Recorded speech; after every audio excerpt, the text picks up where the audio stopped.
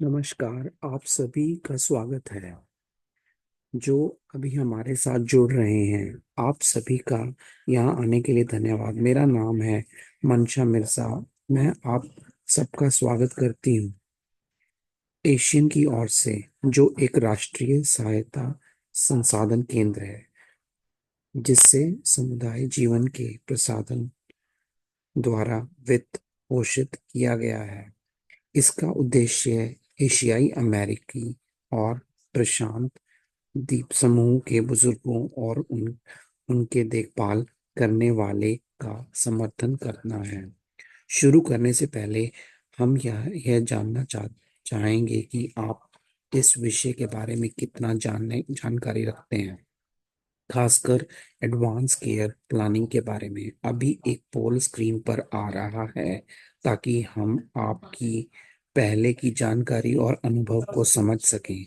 मैं पोल शुरू कर रही हूँ और आपको जवाब देने के लिए कुछ सेकंड दूंगी। अब मैं पोल बंद कर रही हूँ और देखते हैं कि हमारे पास क्या परिणाम है। उम्मीद है कि मैं सभी के साथ परिणाम साझा कर रही हूँ और आप देख पा रहे हैं। तो ऐसा लगता है कि हमारे पास मिश्रित प्रतिक्रिया है। कुछ लोग इस विषय के से परिचित हैं, जबकि कुछ के लिए यह नया या अपेक्षाकृत नया है। लगभग आधे लोगों ने कहा है कि उन्होंने अपने लिए एडवांस केयर प्लान बना लिया है, जो बहुत अच्छा है। अगले कुछ स्लाइड्स में मैं जो जानकारी साझा करने जा रही हूँ वह कुछ लोगों के लिए परिचित हो सकती है और कुछ के लिए नहीं होगी। फिर भी हम उम्मीद करते हैं कि आप सभी को कुछ उपयोगी जानकारी मिलेगी। आज हमारे पास उत्कृष्ट पैनलिस्ट की एक सूची है जिन्हें मैं इस प्रारंभिक जानकारी के बाद परिचय कराऊंगी। तो चलिए शुरू करते हैं एडवांस केयर प्लानिंग से। इसका मतलब होता है कि हम पहले से योजना बनाएं ताकि स्वास्थ्य और वित्तीय व्यवसाय किसी स्वास्थ्य संकट या जीवन के अंत में पहले ही तय हो सके। एडवांस केयर प्लानिंग के बारे में कई मिथ हैं और मैं कुछ महत्वपूर्ण मिथ को स्पष्ट करने की कोशिश करूंगी। एक मिथ यह है कि एडवांस केयर प्लानिंग केवल उन्हीं लोगों के लिए है जिन्हें कोई गंभीर बीमारी हो, जबकि वास्तविकता में यह इस किसी के लिए आवश्यक है, खासकर उनके लिए जो वृद्ध हैं, जिसके पास एक या अधिक गंभीर पुरानी बीमारी है, या जिनकी उम्र बढ़ने के साथ मानसिक क्षमताओं में बदलाव आ रहा है। एक और मिथ यह है कि एडवांस केयर प्लानिंग केवल व्यक्तिगत जिम्मेदारी है, जबकि वास्तव में यह एक टीम प्रयास है। इससे परिवार, दोस्तों, कानूनी और वित्तीय विशेषज्ञों, डॉक्टरों और अन्य स्वास्थ्य पेशेवरों के साथ बातचीत करना शामिल है। इसके अलावा यह धारणा भी प्र, प्रचलित है कि एडवांस केयर प्लानिंग एक बार का काम है, जबकि यह एक निरंतर प्रतिक्रिया होती है। अगर आपके पास एडवांस केयर प्लानिंग है तो इसे नियमित रूप से देखना और आवश्यकता तक अनुसार अपडेट करना महत्वपूर्ण है। अब सवाल यह है कि हम यहाँ आज एपीआई समुदायों के लिए एडवांस केयर प्लानिंग के बारे में क्यों बात कर रहे हैं। इस बातचीत का महत्व क्या है। 2022 के एक सर्वेक्षण के आधार पर पता चला कि अन्य नस्लीय और जातीय समूहों की तुलना में एएपीआई समुदायों के लोग मौत और जीवन के अंतर के बारे में अधिक सोचते हैं, लेकिन उनके पास एडवांस केयर प्लानिंग कम होते हैं। सर्वेक्षण में पाया गया कि 66% एपीआई उत्तरदायित्वों ने कहा कि उन्हें एडवांस केयर प्लानिंग बनाने की जानकारी नहीं थी, और 63% ने कहा कि उन्हें इस प्रक्रिया के दौरान भावनात्मक समर्थक की आवश्यकता होगी। हमने शोध के माध्यम से कुछ बाधाओं की पहचान की है। एएपीआई समुदायों में अक्सर जीवन के अंत की योजना के बारे में बात करना अजीब माना जाता है। इसके अलावा बुजुर्गों की देखभाल करना परिवार की जिम्मेदारी के रूप में देखा जाता है। इसके चलते इस विषय पर बातचीत करना टाल दिया जाता है। कई एपीआई समुदायों में निर्णय सामूहिक रूप के लिए जाते हैं, जहां परिवार की राय को प्राथमिकता दी जाती है। इसके अलावा गंभीर बीमारियों पर बात ना करने की प्रकृति होती है, ताकि कोई दर्दनाक स्थिति अ, उत्पन्न ना हो। इस कारण एडवांस केयर प्लानिंग पर चर्चा करने से बचा जाता है। इसलिए हम आज यहाँ हैं, और हम आशा करते हैं कि इस सेमिनार के माध्यम से हम एक महत्वपूर्ण बातचीत शुरू कर सकते हैं। अब मैं हमारे पहले पैनलिस्ट जिम को आमंत्रित करना चाहूंगी। जिम एक सीनियर स्टाफ अटर्नी हैं, जो कि एक राष्ट्रीय गैर लाभदायक कानूनी वकालत संगठन के साथ काम करते हैं। जिम, अब आप इसे आगे बढ़ाएं।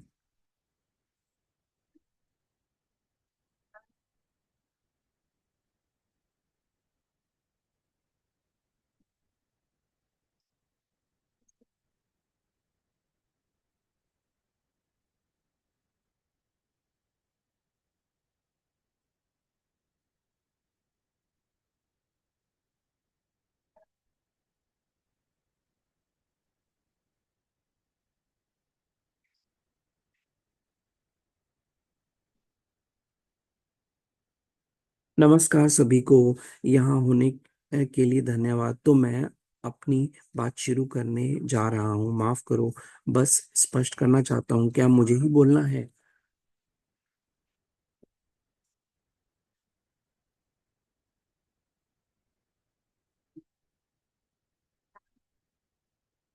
मैं एडवांस केयर प्लानिंग के कानूनी अ, पहलुओं के बारे में बात करूंगा। कानूनी दृष्टिकोण से एडवांस केयर प्लानिंग काफी सीधी प्रक्रिया है।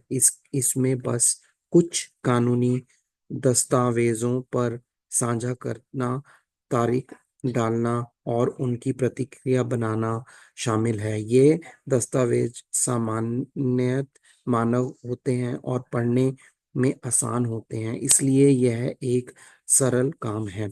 मैं आपको तीन प्रमुख दस्तावेजों पर ध्यान देने की सलाह दूंगा। पहला दस्तावेज है पावर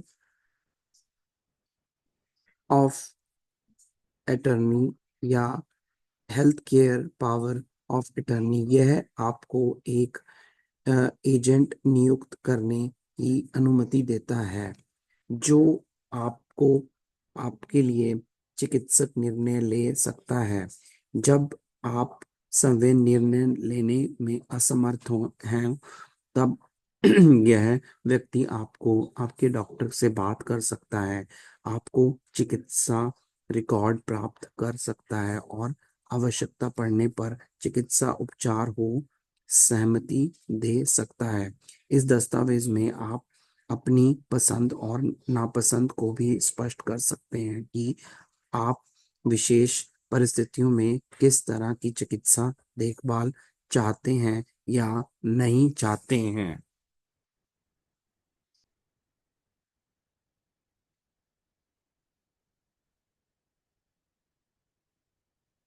दूसरा दस्तावेज है फाइनेंशियल पावर ऑफ अटर्नी। यह भी health care power of attorney की तरह होता है, लेकिन यह आपको एक एजेंट नियुक्त करने की अनुमति देता है जो आपके पास को पैसे को संभाल सके। जब आप ऐसा नहीं कर सकते, यदि आपके साथ कुछ होता है तो आपके बिल, बंधक आदि का भुगतान होना जरूरी है।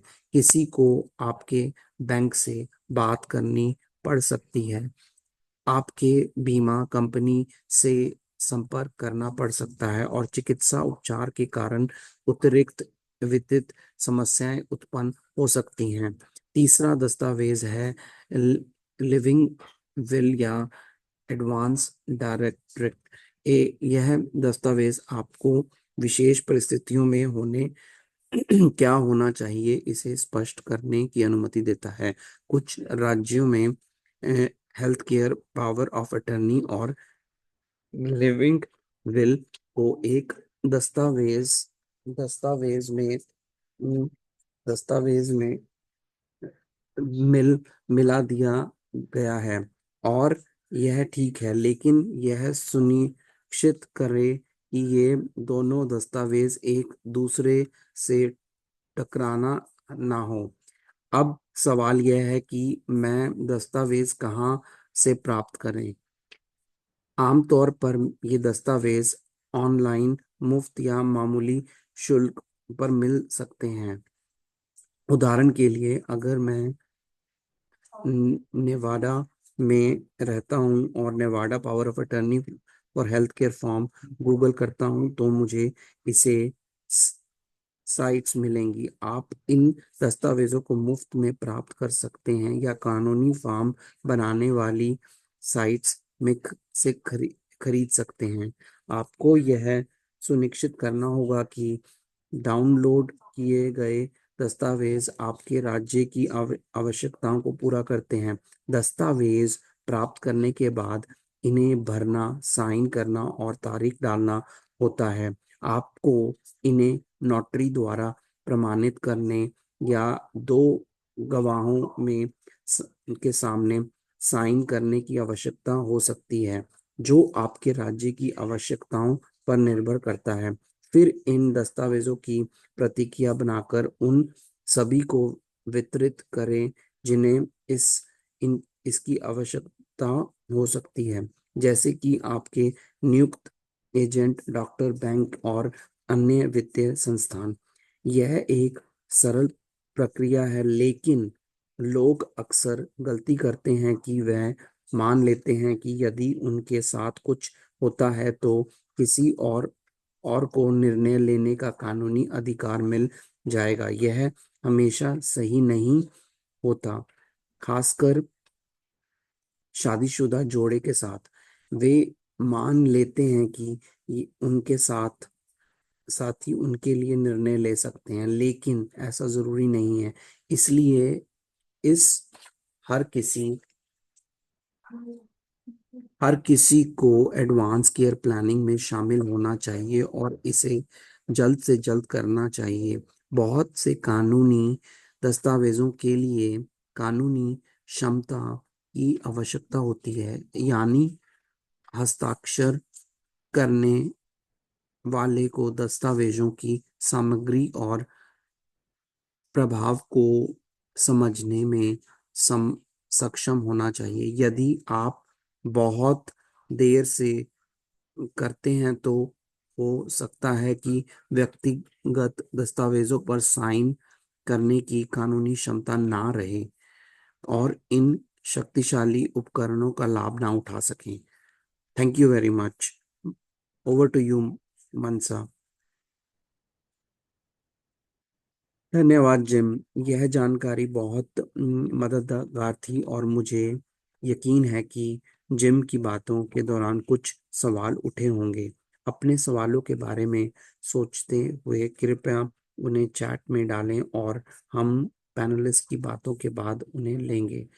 अब मैं अगले पैनलिस्ट को आमंत्रित करना चाहूंगी। हमारे अगले पैनलिस्ट हैं मैरी, जो एक देखभाल करने वाली हैं और अल्जाइमर एसोसिएशन के लिए 11 वर्ष से जुड़ी हैं। वह शिकागो वार्ड टू अल्जाइमर की मिशन चेयर भी हैं।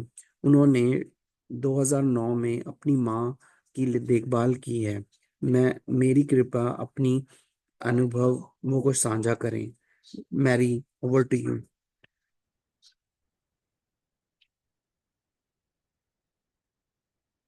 धन्यवाद मुझे यहाँ बुलाने के लिए।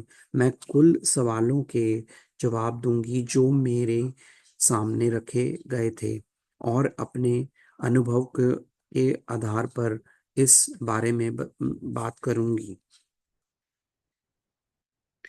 आपको महत्वपूर्ण व्यक्तियों के साथ एक अपार्ट अपार्टमेंट सेट सेट करना चाहिए, और यह समझाना चाहिए कि सांस्कृतिक और पारंपरिक मुद्दे हो सकते हैं जो अब उनके निर्णयों को प्रभावित कर सकते हैं। आपको यह भी सुनिश्चित करना चाहिए कि उन्हें वादक की आवश्यकता है या नहीं। मेरी स्थिति में मैं चीनी भाषा को समझती हूँ लेकिन बोल नहीं पाती, इसलिए मुझे अनुवादन की आवश्यकता होती है। अनुवादन और स्वास्थ्य सेवा प्रदान प्रदाता दोनों को यह सुनिश्चित करना चाहिए कि वह डिमेंशिया के साथ काम करने में प्रशिक्षित हों। उदाहरण के लिए, आपको धीरे धीरे बोलना पड़ सकता है यह, या सरल शब्दों का उपयोग करना पड़ सकता है। कभी कभी डिमेंशिया वाले लोगों नहीं सुनते, बल्कि समझने में कठिनाई का सामना करते हैं। एक उदाहरण के के तौर पर, मेरी माँ हाँ कहीं थी। जब हम कुछ कहते थे तो लोग सोचते थे कि वह सुन नहीं पा रही हैं, लेकिन वास्तव में वह समझ नहीं पा रही थी। यह ध्यान में रख रखने वाली बात है। इसके अलावा धार्मिक मान्यताएं भी निर्णयों को प्रभावित कर सकती हैं, खासकर डीएनआर जैसे मामलों में। सांस्कृतिक पहलू भी महत्वपूर्ण है, जैसे कि परिवार में निर्णय कौन लेता है। कुछ परिवारों में सबसे बुजुर्ग या पुरुष निर्णय लेते हैं, जबकि अन्य परिवारों में यह परंपरा नहीं होती और सक्षम व्यक्ति निर्णय लेता है। अगर आपके पास पावर ऑफ अटर्नी है तो यह निर्णय पहले से ही तय हो सकता है। अधिकांश एशियाई परिवारों को बड़े बुजुर्गों की देखभाल करने के लिए सिखाया जाता है, इसलिए कुछ लोग अपने प्रियजनों को अपने घर में रखना चाहते हैं या लंबे समय तक देखभाल की सुविधा में नहीं भेजना चाहते। लेकिन अगर उन्हें लंबी अवधि की देखभाल की सुविधा में भेजना पड़े तो यह सुनिश्चित करना महत्वपूर्ण है कि वह सुविधा सांस्कृतिक दृष्टिकोण से उपयुक्त हो, जिसमें गतिविधियां, भोजन और भाषा शामिल हो। दूसरे सवाल का उत्तर है कि देखभाल करने वाले को एडवांस केयर और अंत के जीवन की योजना के बारे में क्या जानना चाहिए। सबसे पहले आपको खुद को शिक्षित करना चाहिए। ऑनलाइन रिसर्च करें, स्वास्थ्य और कानूनी प्रतिनिधियों के बारे में जानें, और अल्जाइमर एसोसिएशन एआरपी और डिपार्टमेंट ऑफ एजिंग जैसी समुदाय संस्थाओं का उपयोग करें। और फिर आपको कठिन बातचीत करनी चाहिए, और यह चर्चा नहीं करना चाहिए कि व्यक्ति की इच्छाएं क्या हैं, ताकि उनके अनुसार निर्णय लिया जा सके। आखिरी सवाल था कि हम अमेरिकी एशियाई समुदायों को अंत के जीवन के लिए देखभाल की इच्छाओं के बारे में कैसे चर्चा करवा सकते हैं। अंत के जीवन के बारे में मैं बात करने का सही समय कभी नहीं होता, लेकिन यह अवश्य है। उदाहरण के तौर पर, डिमेंशिया पर एक प्रतिशील बीमारी है, और समय के साथ व्यक्ति स्वयं निर्णय लेने में सक्षम नहीं कर पाता। हर परिवार अपनी परिस्थितियों को समझता है और बातचीत शुरू कर सकता है, पर परिवार, महत्वपूर्ण व्यक्ति और दोस्तों को साथ लाकर चर्चा करें कि यह क्यों महत्वपूर्ण है। यह स्पष्ट करने की बातचीत का उद्देश्य व्यक्ति की इच्छाओं को सम्मानित करना है, और अगर यह बातचीत नहीं की जाती है तो यह बहुत देर हो सकती है। अंत में परिवार में योजना पर असहमति हो सकती है, लेकिन अगर सभी को व्यक्ति की इच्छाओं के बारे में पता होगा तो निर्णय लेना आसान होगा। मंशा, थैंक यू वेरी मच।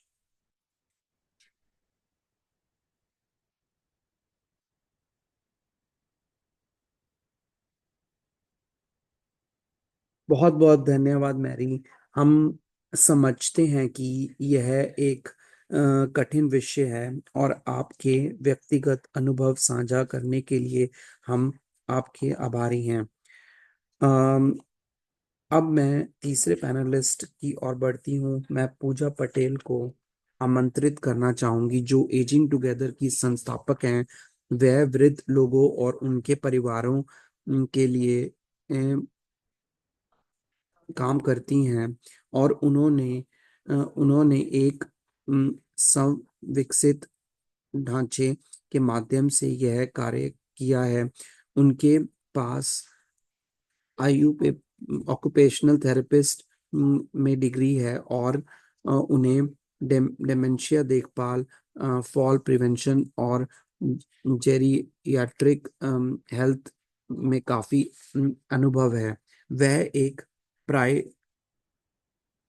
प्रायकास्ट भी होस्ट करती हैं पॉडकास्ट भी होस्ट करती हैं, जो अंडर ट्रस्ट कम्युनिटी को आत्मविश्वास के साथ उम्रदायी नेविगेट करने में मदद करता है। पूजा, आप अपना व्यक्तिगत शुरू करें।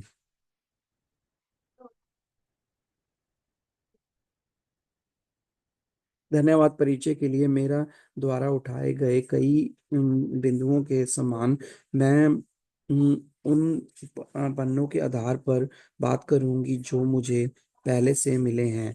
एक हेल्थ केयर प्रोफेशनल के रूप में मैंने वर्षों से कई रणनीतियां अपनाई हैं जो वृद्ध लोगों और उनके परिवारों को प्राइवेट केयर और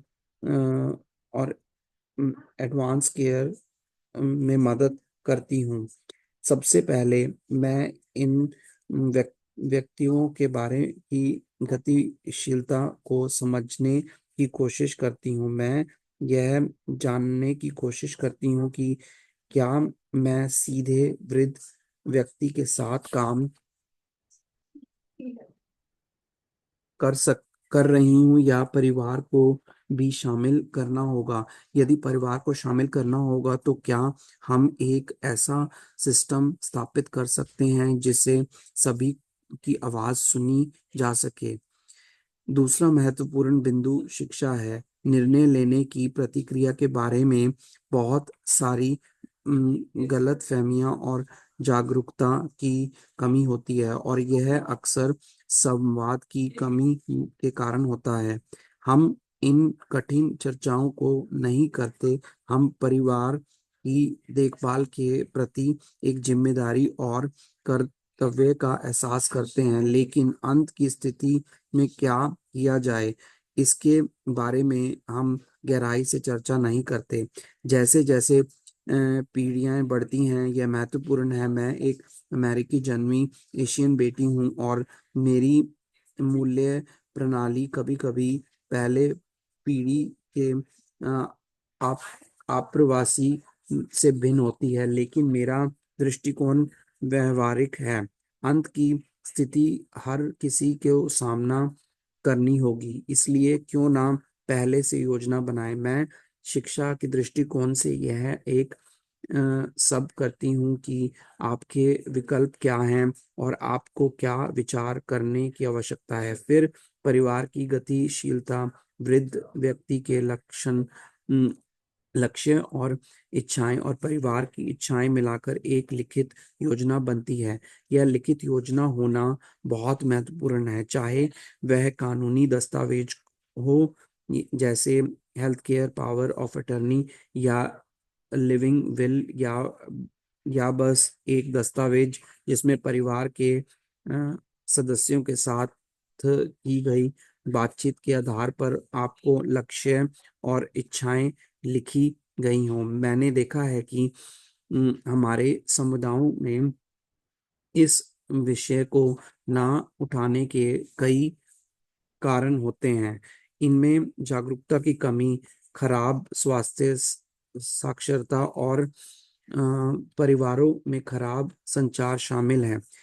अगर भाषा की बाधाएं या मान्यताओं का अंतर हो तो यह गहरे विषयों पर बातचीत हो सकती है।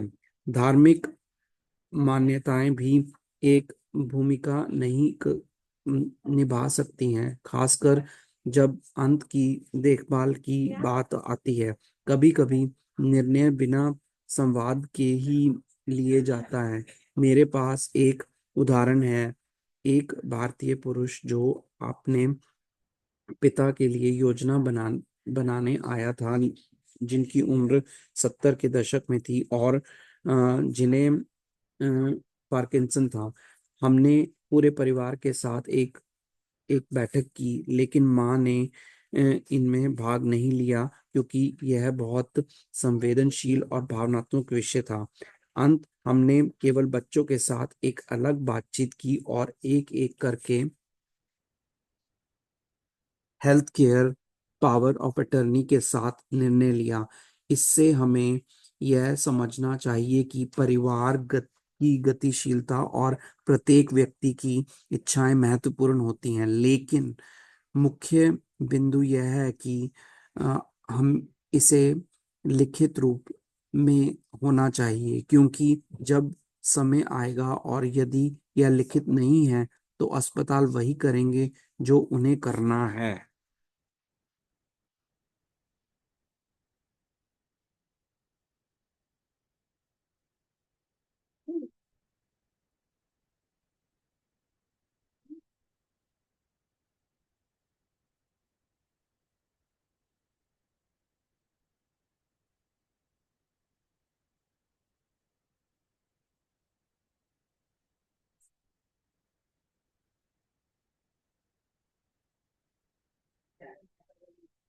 Thank you Puja.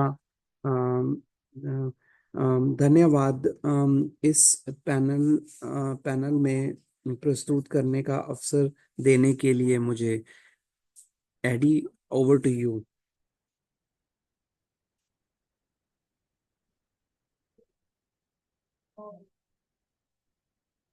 AD speaking.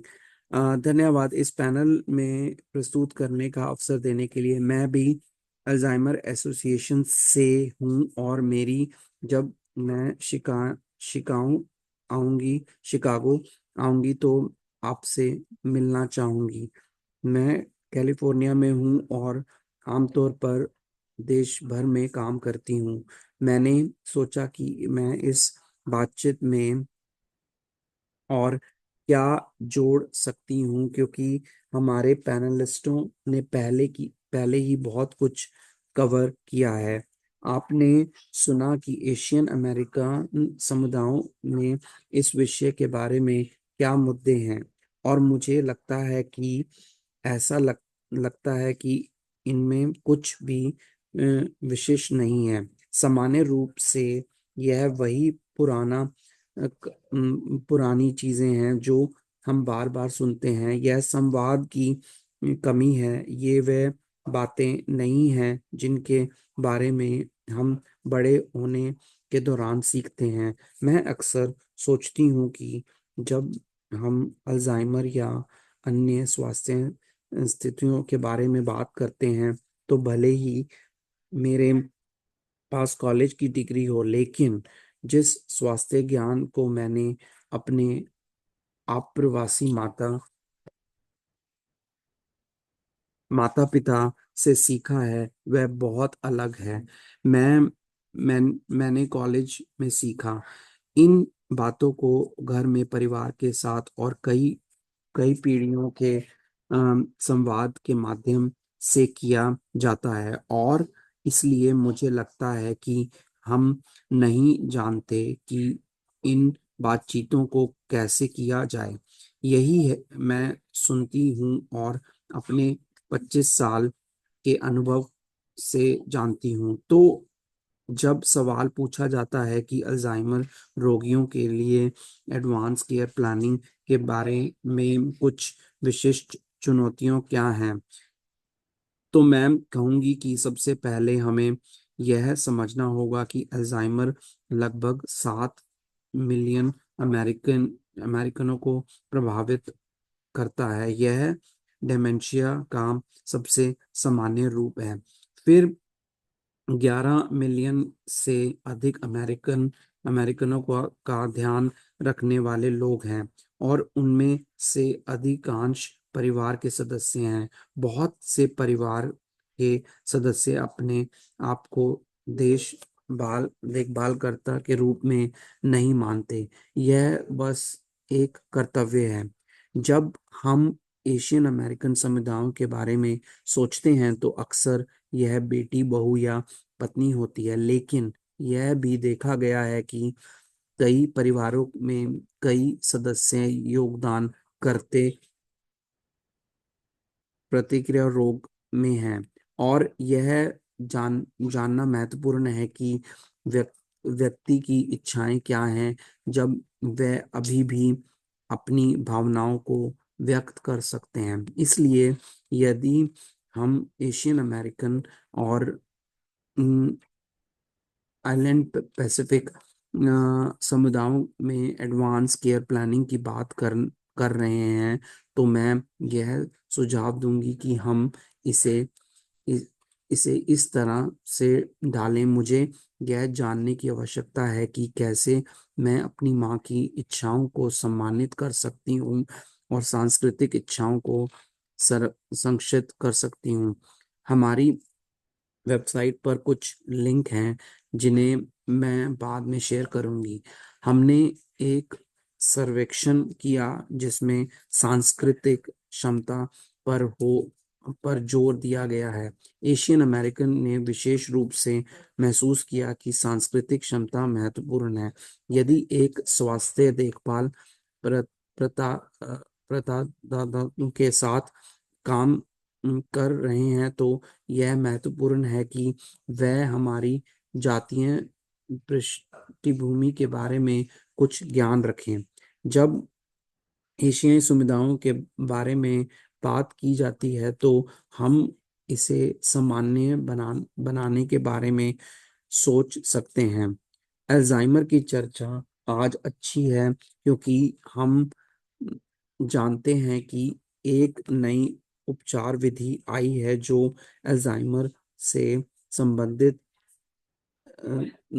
संबंधित को धीमा कर सकती है, और इसीलिए इस वार्तालापों को शुरू करना महत्वपूर्ण है। मैं एक उदाहरण दूंगी। मैंने अपनी चीनी आप्रवासी माता पिता से पूछा कि क्या वह दफनाना पसंद करेंगे या जलाना। शुरुआत में वे इसे एक अजीब प्रश्न मानते थे, लेकिन अब वह एक इस पर खुलकर चर्चा करते हैं, और इसलिए आपको कहीं से शुरू करना होगा, और यह पहली बार जैसा ना हो। लेकिन आपने 20 बोधा है, और आप आशा है कि वह बीज विकसित होगा। एपी एपीआई समुदायों को एडवांस केयर प्लानिंग के बारे में शिक्षित करने के लिए हम एशियाई एशियन अमेरिकन संगठनों के साथ भागीदारी कर रहे हैं। उदाहरण के लिए फिलिपिनो नई नर्स एसोसिएशन ऑफ अमेरिका, तरजूज फाउंडेशन और दक्षिण एशियन संगठनों के साथ साझेदारी की जा रही है।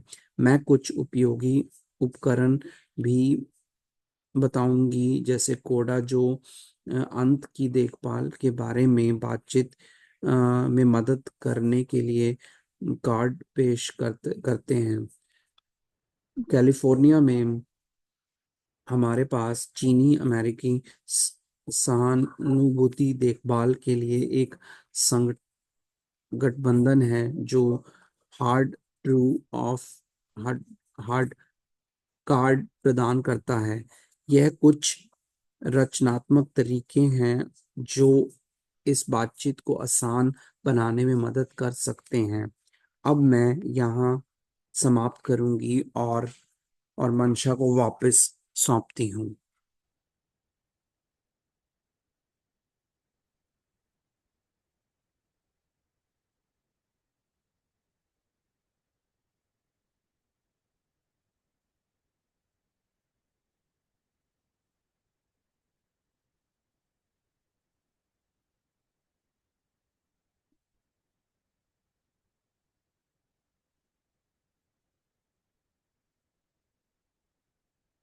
मंशा मिर्जा, बहुत धन्यवाद। अगर आप चैट में संसाधनों के लिए डाल सकें तो हम उन्हें वेबिनार के बाद प्रतिभागियों को भेजे जाने वाले संसाधनों में शामिल कर देंगे। हम समय समय पर ठीक हैं।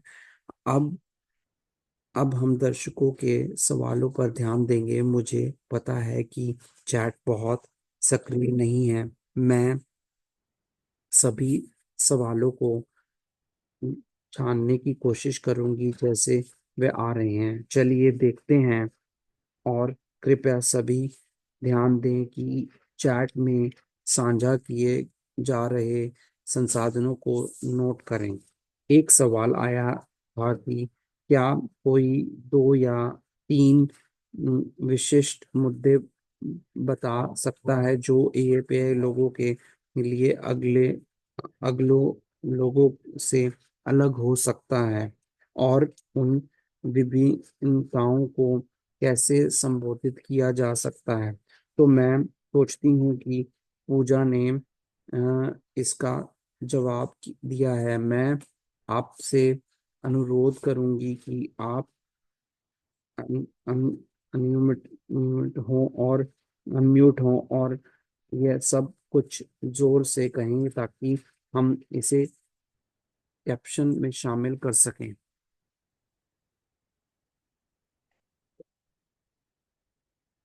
पूजा पटेल, मैंने दो विशिष्ट मुद्दों का उल्लेख किया है जो हमारी समुदायों के लिए अलग ढंग से लागू हो सकता है। पहला मुद्दा जो एडी ने भी बताया है वह है व्यक्तिगत बनाम समुदाय निर्णय लेना।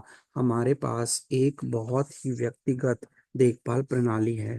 अक्सर निर्णय व्यक्तिगत से पूछ पूछ कर किए जाते हैं, परिवार से नहीं। और यह समझना महत्वपूर्ण है कि हमारे बहुत से समुदायों में परिवार को शामिल करना महत्वपूर्ण होता है, इसलिए उस गतिविधियों को समझना भी फिर से आवश्यक है।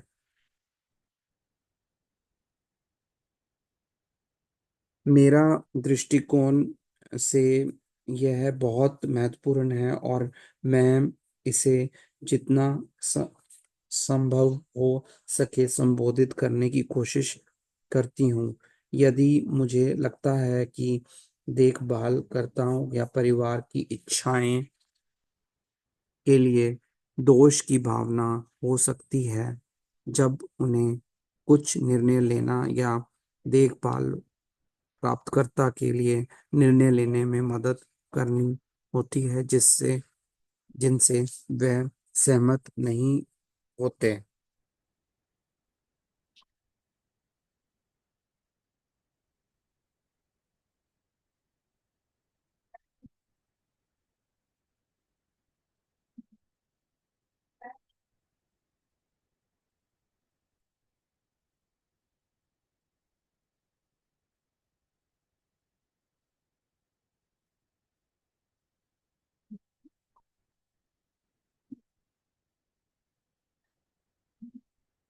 मंशा मिर्जा, इसके साथ ही चैट में टेरी का एक सवाल है। हम हमें व्यक्ति की इच्छाओं को ध्यान ध्यान में रखना चाहिए या परिवार की इच्छाओं को। अगर पूजा पटेल, अगर आप मुझे मुझे फिर से पूछ रहे हैं तो मैं मानती हूँ कि दोनों को ध्यान में रखना चाहिए।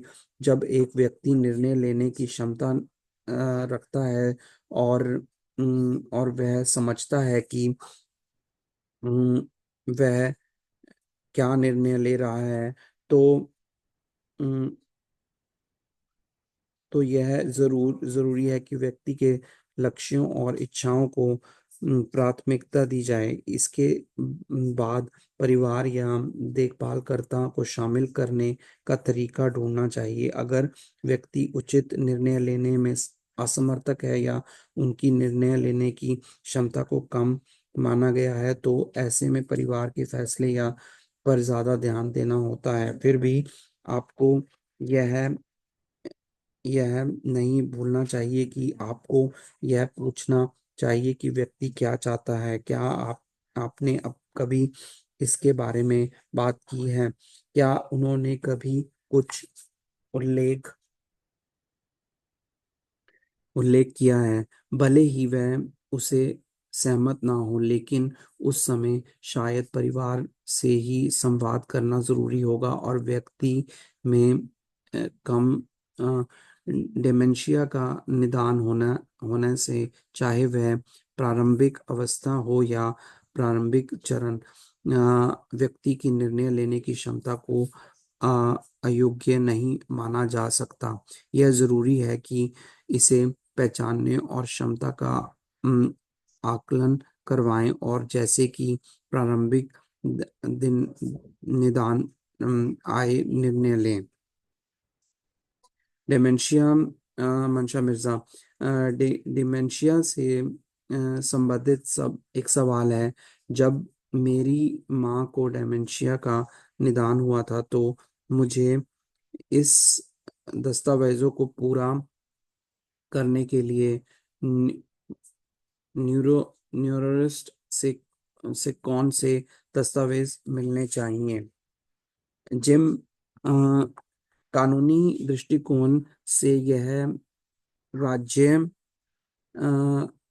भिन्न होता है। उदाहरण के लिए नेवाडा में पावर ऑफ अटर्नी निष्पादित करने समय डॉक्टर से प्रमाण पत्र की जरूरत केवल तब होती है जब व्यक्तिगत वर्तमान में एक देखभाल सुविधा में हो। तो अलग अलग आवश्यकताएं हैं, लेकिन अंत आपको यह सुनिश्चित करना चाहिए कि ये दस्तावेज कानूनी रूप से सही हैं। यानी यदि कोई इन्हें चुनौती देता है तो यह मान्य हो। डॉक्टर से डॉक्टर से एक प्रमाण पत्र प्राप्त करना का अच्छा विचार हो सकता है। मंशा मिर्जा, धन्यवाद।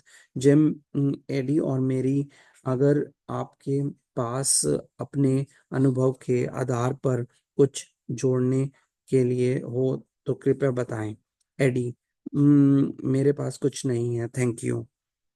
मैरी, जब मेरी माँ में डिमेंशिया के लक्षण दिखने लगे तो उसने खुद खुद ही इसे महसूस किया, और इसलिए वह अपने डॉक्टर के पास जाने लगी। जब मैं शामिल हुई तो यह निदान मिलने के तुरंत बाद था। और उन्होंने क्या किया, और यह 15 साल पहले की बात है। निदान के उपकरण मुख्य रूप से यह दिखने के लिए थे कि वह क्या आप यह कर सकते हैं।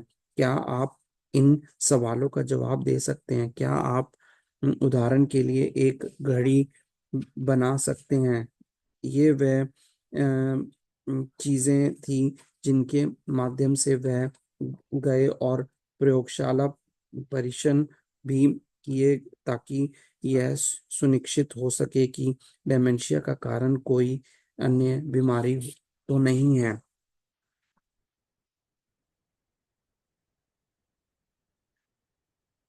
मंशा मिर्जा, धन्यवाद मैरी। मुझे लगता है कि हमारे पास एक या दो सवाल का और समय है। अम, मैंने मैंने चैट में कुछ तकनीकी सवाल देखे, तो शायद आप जिम को निर्देशन किए गए हैं, और मैंने देखा कि आपने उत्तर देने की कोशिश की।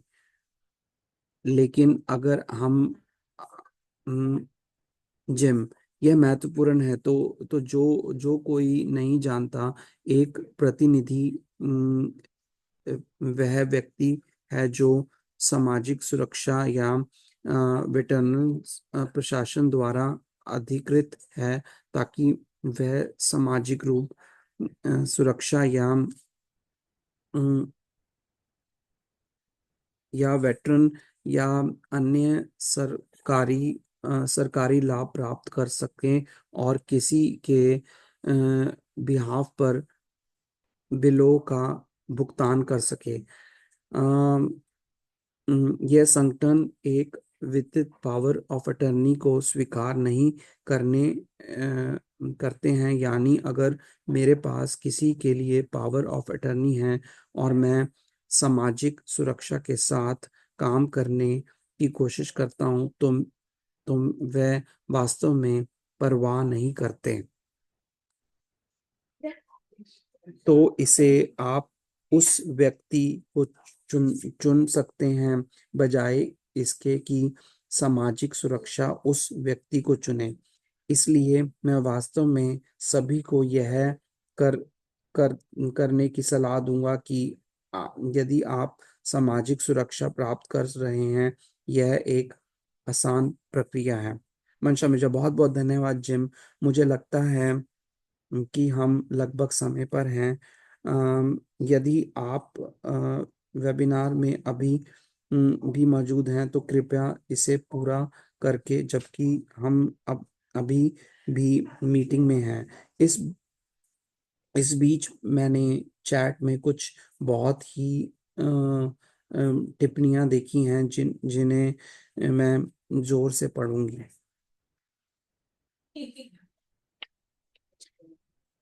यह भी बहुत महत्वपूर्ण है कि उम्र और निदान को इस बातचीत से बाहर रखा जाए। जैसे कि उत्तर है कि मैं इसके बारे में बात करने के लिए तैयार नहीं हूँ। इसके बजाय हम विचार को बढ़ावा देते हैं कि 18 वर्ष से ऊपर के सभी लोगों को एक अग्रिम देखभाल योजना बनाने का अवसर मिलना चाहिए।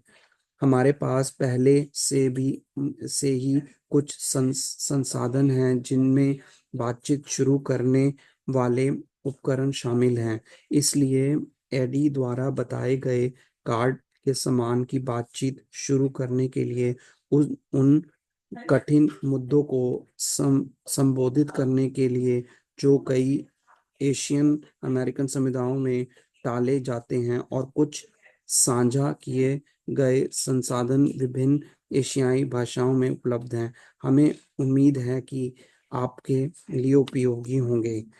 यदि आप चैट देख रहे हैं, तो वहाँ एशियन प्रोजेक्ट से जुड़ने के बारे में जानकारी है, जो यूनिवर्सिटी ऑफ इलिनॉइस शिकागो पर है। धन्यवाद सभी को इस शाम हमारे साथ जुड़ने के लिए।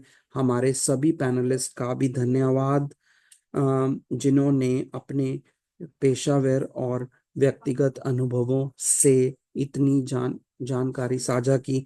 हम इसकी सराहना करते हैं, और हमें आशा है कि उपस्थित लोगों को यह जानकारी मददगार लगी होगी। और आ, आइए बातचीत शुरू करने और इसे जारी रखें। धन्यवाद सभी को। Thank you very much. आपकी रात शुभ हो, और कृपया हमारे साथ जुड़े रहें। Thank you very much. Have a nice day.